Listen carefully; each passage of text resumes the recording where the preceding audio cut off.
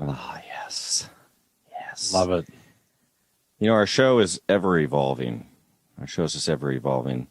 New things happening all the time. I sometimes wonder, you know, what was the reason we kind of got it started? I felt like a big part of it was just reconnecting with people, you know? Yeah. Connecting with, the band's fans, music fans, just human beings. Yeah. Yeah. That's what it was. It's really because when we have a year and a half off between tours, we do miss our fans and miss that interaction. So we're starved for it. We're continuing to look for that attention we need to feed our when we have a year and a half narcissism. off between tours, to be clear, we've never had a year and a half off between tours since our career began. So this episode we're going to do some fan questions. We asked the fans to send us some videos, to ask us just whatever the heck they want. So Dave, you want to see some? We haven't seen these. Yeah, not been screened.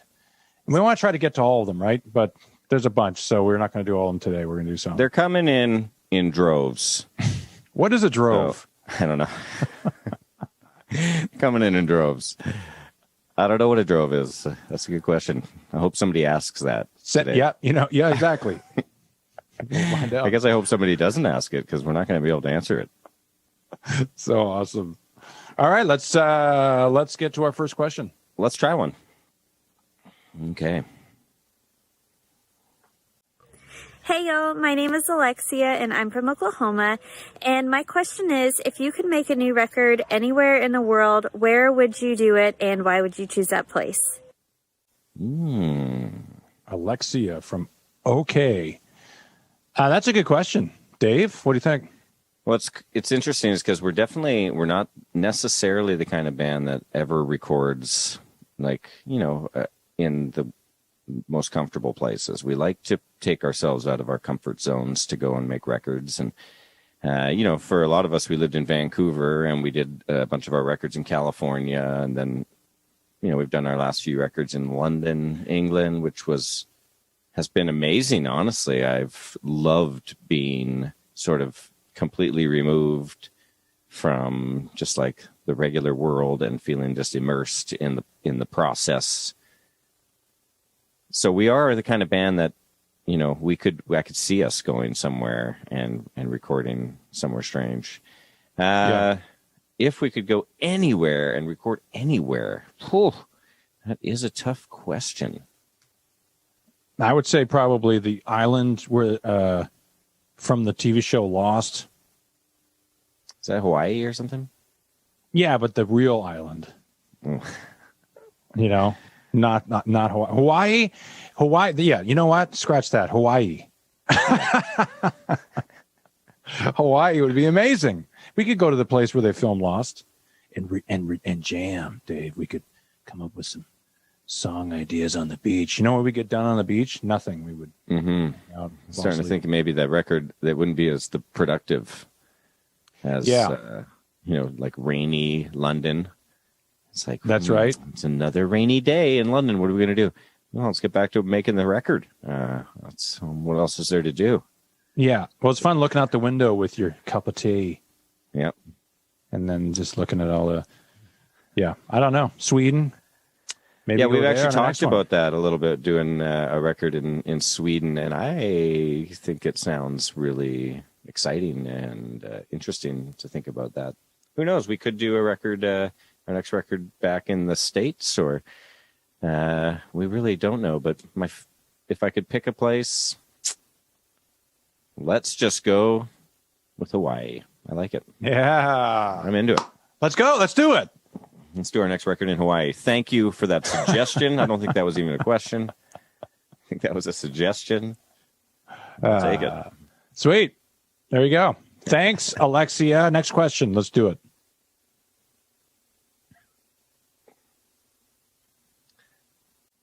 Hi, Tyler and Dave. It's Nicholas from Ohio.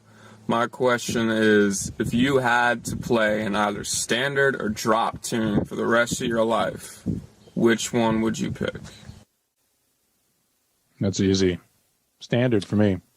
Yeah, it's the same for me, standard. I kind of think about just like how I play guitar at home and how I utilize it when I'm just when I'm off, not touring.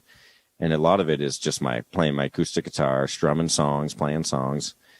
Kind of like how I picture my dad just like sitting at the kitchen table with his book of songs, strumming his guitar. I think you need standard. That's just like if you want to play a bunch of songs, Yeah. you got to be able to play standard tuning. I think my acoustic is in drop D in my living room right now.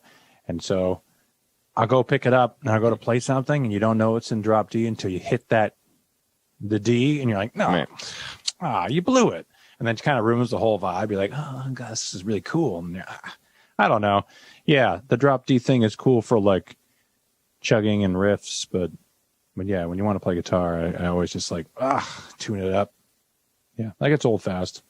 Yeah, I felt like the drop D for me was really, almost like when I was first starting to learn to play, it became this kind of neat trick to kind of just, change the way you approached writing riffs. And it was interesting because, it almost felt like cheating when you first learned drop D. You were like, whoa, this blew my mind here. It's not, make these monster chords with one finger. Yeah. Because it's not even a chord. It's actually just it's not even a chord. It's only two notes. Chord. It's a 5 chord. Yeah. It's a 5. Yeah. So it almost felt like cheating, but you know what? It's fun because I think of like being when you first started writing, trying to write guitar parts and riffs.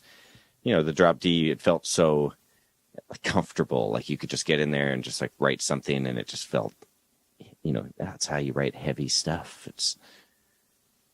Yeah. And almost like you outgrow it almost. And you're like, drop D. It has a time and a place. Has a time and a place now. That's it. That's a great way to end it. There's a time and a place for drop D. And thanks, Nicholas. I don't know if people call you Nick, but maybe we'll see you at the next show, bro. Ohio. I love talking guitar and stuff like that. We've rapped a little bit about maybe doing a gear kind of guitar episode. We should get to that sometime. Let's do it. Next question.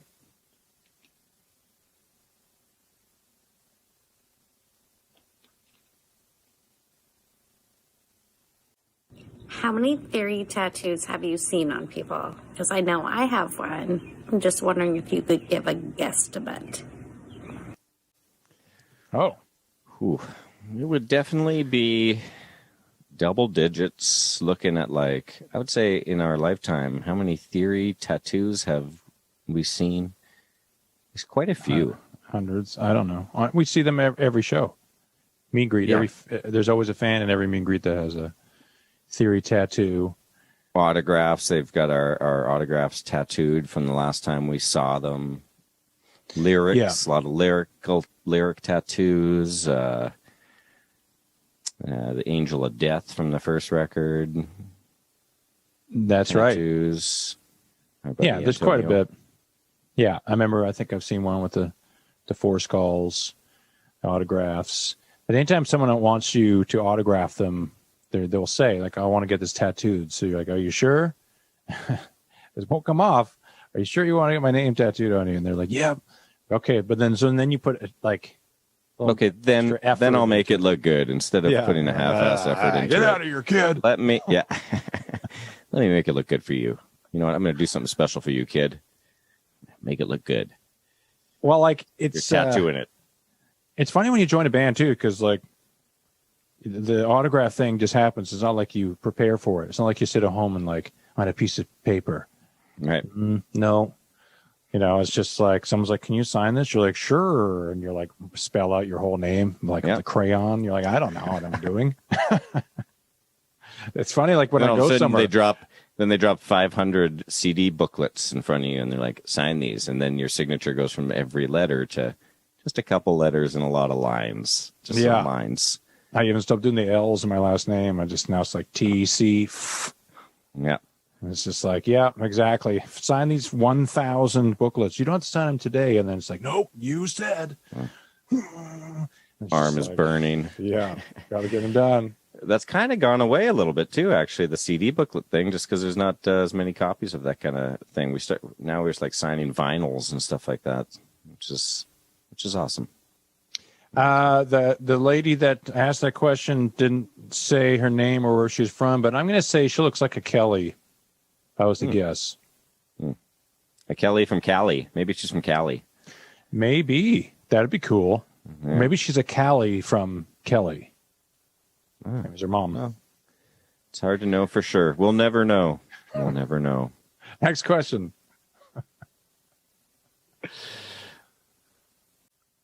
What up, Tyler? What up, Dave? This is Austin from Oklahoma City. I've gotten to meet you guys here a couple times over the years at the good old Diamond Ballroom. Fellas, today my question is, well, I'm a big fan of you guys, obviously, but I'm also a huge country music fan. And what I'm curious about is there a group or just a song that you guys have talked about covering on one of your future albums, or even if it's just a single or on an EP? If you guys are into country music as well, and if so, how much, and what's someone in particular you'd like to cover? Appreciate it, fellas. That's Austin from Oklahoma. A lot of Oklahoma. Yeah. Maybe we need to make our record in Oklahoma, although there's tornadoes there. That's the alley, baby. It's the alley. Tornadoes. Let's answer this question. Are we country music fans first? I mean, I almost think of country music as like probably my first musical love. My dad was a huge country music fan, and he liked all the outlaws, the Highwaymen, Willie Nelson and Waylon Jennings and all that stuff. And so I kind of feel like, in a weird way, I cut some of my musical teeth on country music, and it holds a very dear place, in my heart. And I don't know you personally. I know that you definitely write some stuff with a country feel, so you must have some country influence. Well, more Southern rock. Like our first record was very Southern rock. But yeah, we could definitely do some country stuff.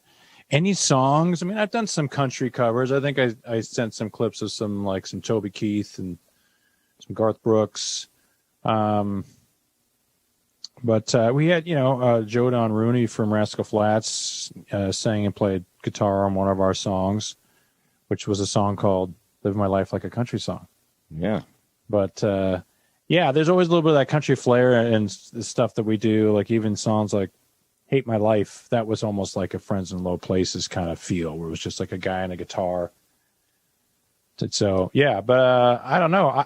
I don't see why not. It might be cool to do. I like covering wise. I could see doing Sturgill Simpson or something. He's got this, cool kind of experimental sound. He's doing some I don't know, kind of new stuff in country. I think it could be cool to find something. He actually has done a Nirvana cover and on some of his records. So it almost seems like it would be a perfect marriage. A little Sturgill. Yeah, that'd be good.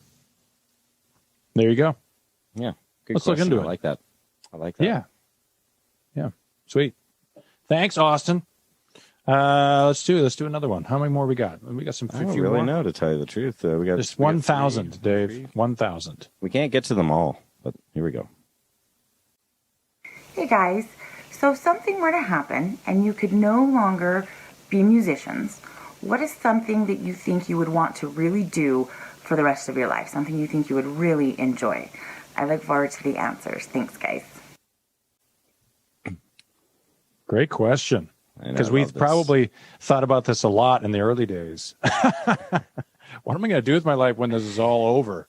I love the setting. So if something were to happen, so you couldn't do your job, like here we are sitting at home, we're like, let's start a podcast. I thought about this is awesome. And, it's funny is that you don't think about this really, and I don't anyway, at too much length. Like, what would I do? Because I don't feel like I need to put too much energy into what would I do. But, I've sent you a few things. Like I sent you some astronomy classes and stuff that I keep seeing that pop up. And I have this interest in kind of, doing some kind of education in astronomy. Going back to school? And yeah, not necessarily going back to school. I don't want to be Rodney Dangerfield and back to school. And I'm like, hey, I'm on the swim team doing the triple axel. Even though I think I could pull that off. I love it. There's 4 people that know what movie that is. What was the, he used to do the bum drop and he'd go from, what was it called? It was called the triple, was it? Oh, it was so good. Oh my God, what a great, yeah, you would be totally, hey. Yeah, that's pretty good. So I definitely think that I'd love Harvard? to do something to do with outer space. Take some classes, Astronaut. go and discover some stars or some kind of like planet-killing meteors, that kind of thing. Dave, if you go hard. So I would say first man to Mars. Maybe. No. First man to eat a Mars bar. Is there? I just wrote this new book called "Is There Weed in Space" by Dave Banner. That question's easy for me. Oh God, like Siri is like trying to get the hell out of here. That's an easy question for me. If I couldn't be a musician, I would just be a bass player. I knew it was coming. That's so terrible. It's so terrible. Oh no. Poor seems Dean. like yeah, I was just gonna say it seems like a time to get up the Dean counter. What do you got for real answer to the question?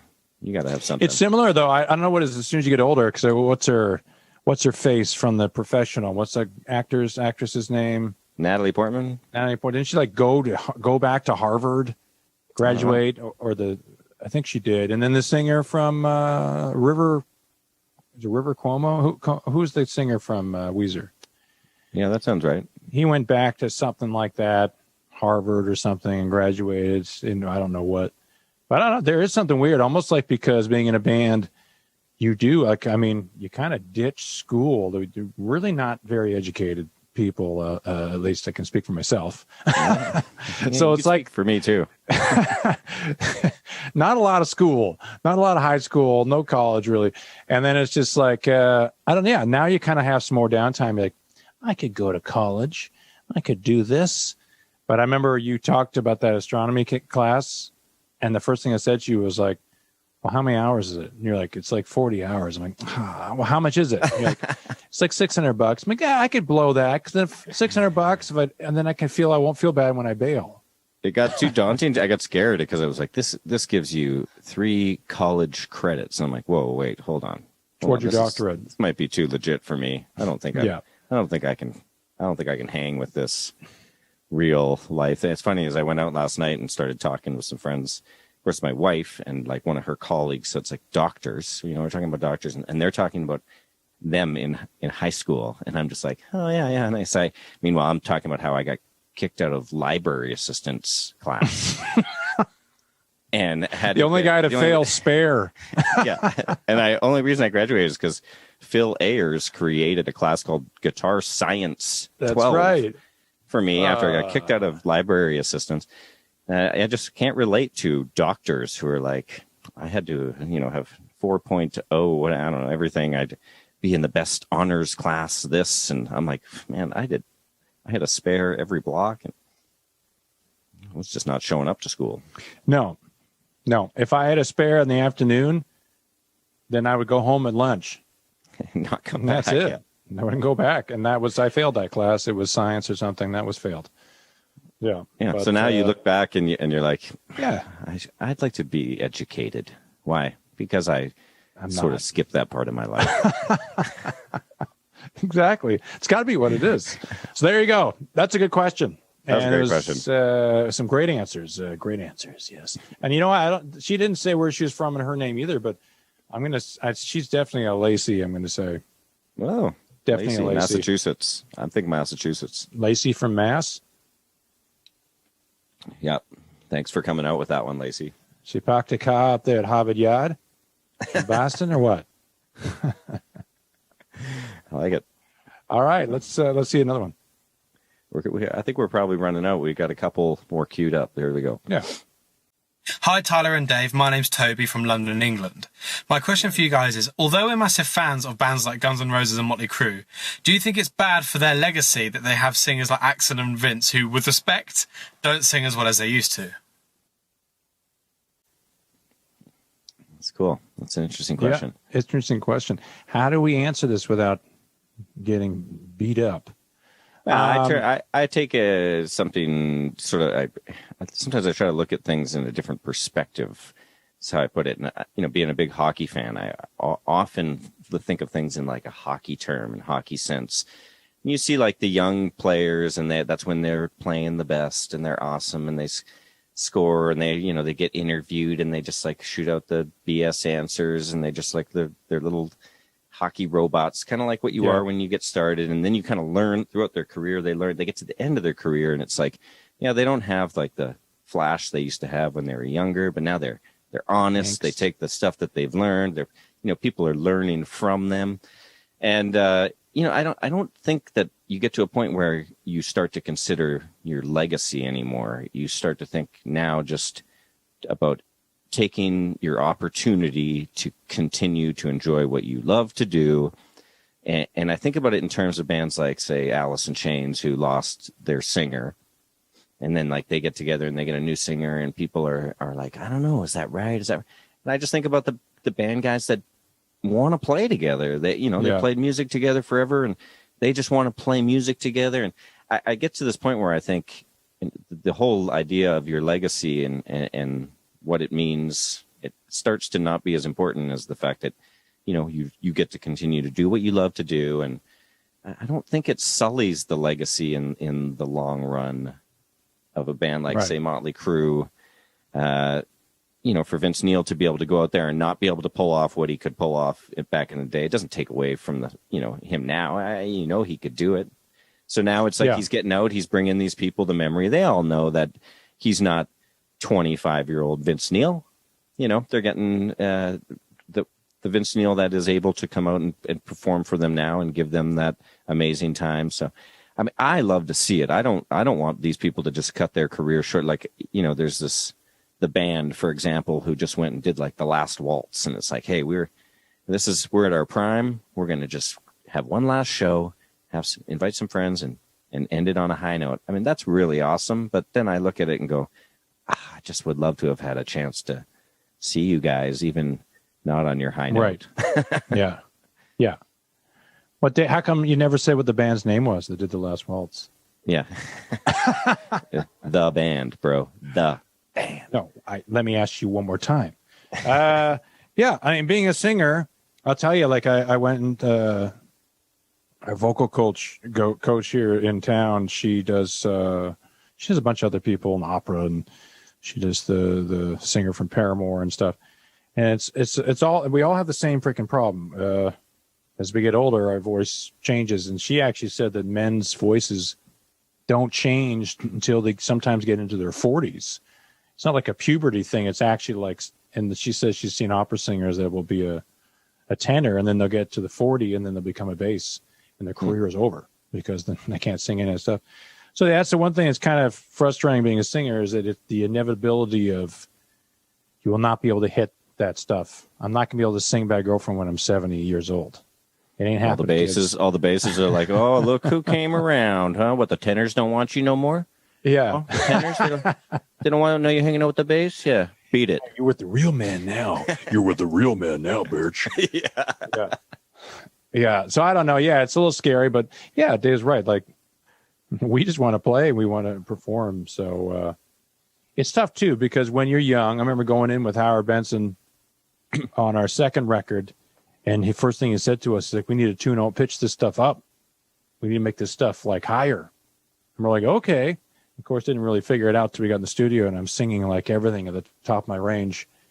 And his idea was like, let's just make some great songs. You can figure it out later how to sing it. Yeah.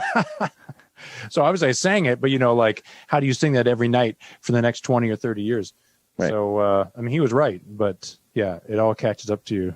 So I'm sure it kind of is what it is, especially in the 80s when you have a lot of that. The cool thing to do in the 80s was to sing like a woman. Every guy in the 80s sang as high. Yeah. Think about Sebastian Bach. I was just going to say Sebastian Bach, like Slave to the Grind. And he was just, yeah. Everything was about trying to sing as high as you can and to actually wear makeup like a woman. So now we're here in 2021 and it's really difficult for them to pull that off. So Yeah. But you do what you got to do, man. You got to do. That's a great question. Yep. These are good questions, guys. Well done out there. Do we have any more questions? We have one more question, Dave. Let's see it. Hey, boys. Joel with Funky Moose Records and the Sit Down podcast here. Wanting my question. Fuck. We've actually heard that. No. Hey, boys. Joel from Nice the Sit Down promo. podcast from Funky Moose Records here. Small town Saskatchewan.